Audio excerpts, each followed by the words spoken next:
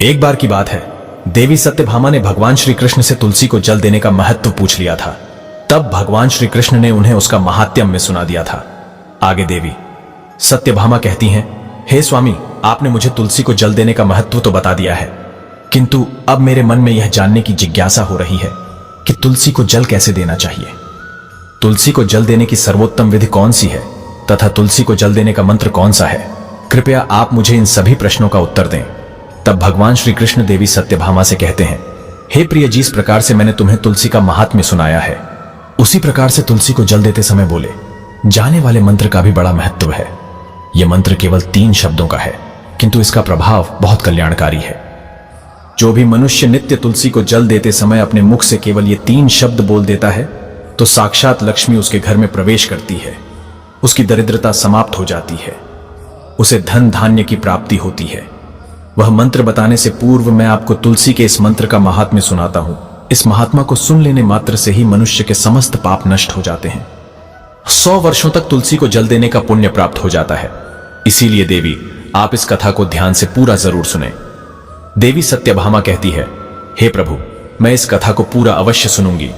आप मुझे तुलसी के मंत्र का महात्म्य सुनाइए। श्री कृष्ण ने सत्यभामा से कहा, हे देवी, सत्यभामा दक्षिण दिशा में एक अत्यंत सुंदर नगरी थी, जो अपने वैभव और शोभा के लिए प्रसिद्ध थी।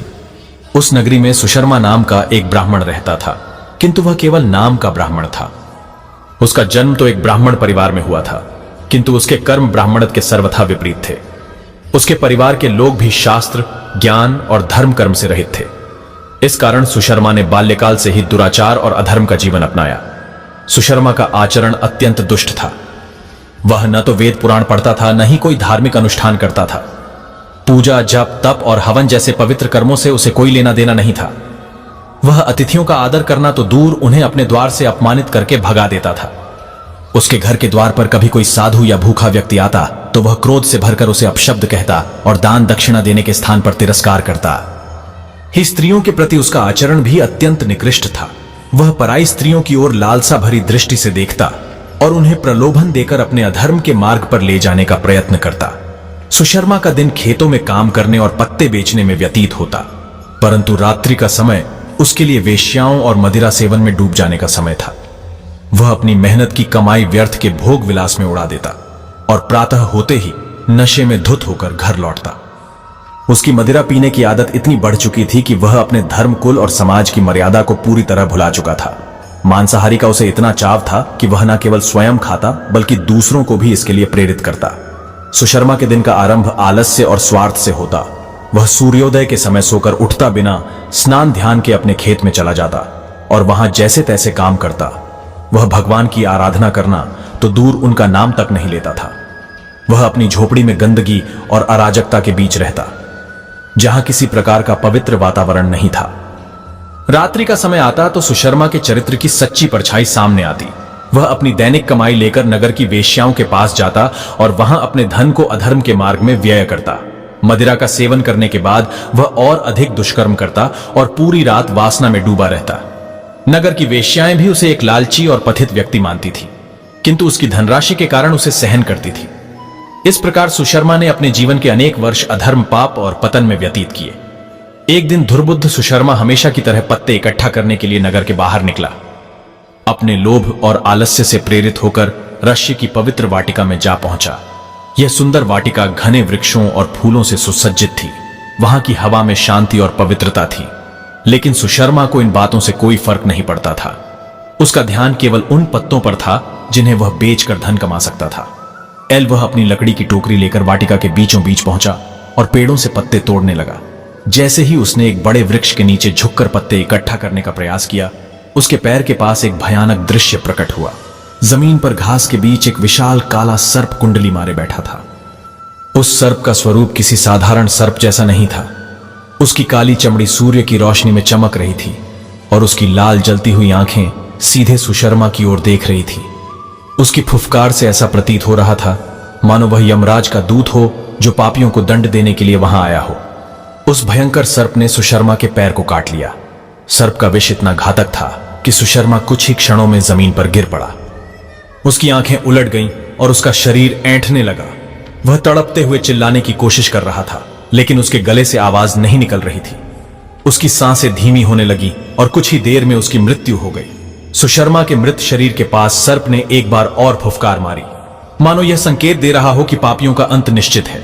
सर्प धीरे धीरे घास के बीच विलीन हो गया और वहां एक अजीब सा सन्नाटा छा गया। कुछ ही क्षण बाद आकाश में एक अद्भुत और भयावह घटना घटी। दो विशाल विकराल यमदूत प्रकट हुए। उनके शरीर काले बादलों जैसे थे और उनकी आंखें अंगारे की तरह जल रही थीं। उनके हाथों में लोहे की मोटी जंजीरें थीं जो भयावह आवाज कर रही थीं। यमदूतों ने सुशर्मा की आत्मा को उसके निर्जीव शरीर से खींचा और जंजीरों से जकड़ दिया। जैसे ही सुशर्मा को होश आया कि उसे कहां ले जाया जा रहा है, वह डर और घबराहट से चिल्लाने लगा, हे यमदूतों, मुझे छोड़ दो, मुझ पर दया करो, मेरे पापों को क्षमा कर दो, मुझे दूसरा अवसर दो। इस प्रकार से वह विलाप करने लगा।